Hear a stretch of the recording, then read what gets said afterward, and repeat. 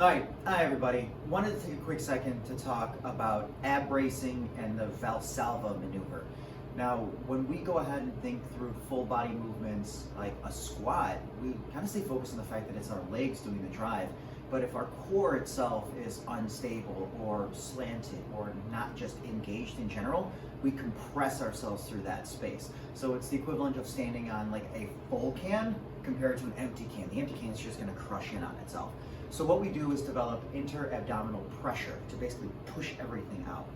A lot of times we think of ab bracing as, pull your belly up and in, like when you see somebody attractive and you want to like hide some of your quote unquote shame. So you like try to pull everything in really, really tight. That's not necessarily what we're going for. We're actually pushing out.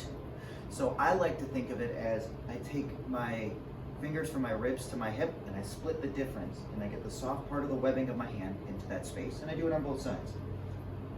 Now you'll see I'll start to squeeze a little bit. So this is no abdominal pressure, right? I can squeeze into the space, and the more I practice, the more I can squeeze into it, but I want to be able to push that all back out, right? To basically use your core to brace and push all that work back out. So it's not even just forward, it's actually pushing out this way, almost think like add another ring onto like the bark of a tree, right? To get another little bit wider through that space. So again, we squeeze it, push that all back out, squeeze it, push that all back out. And this will help us to start bracing our core, so then we can manage heavier loads up on the upper half of our body, and we can then transfer that into our squat. The same goes into your deadlift, the same goes into your bench press.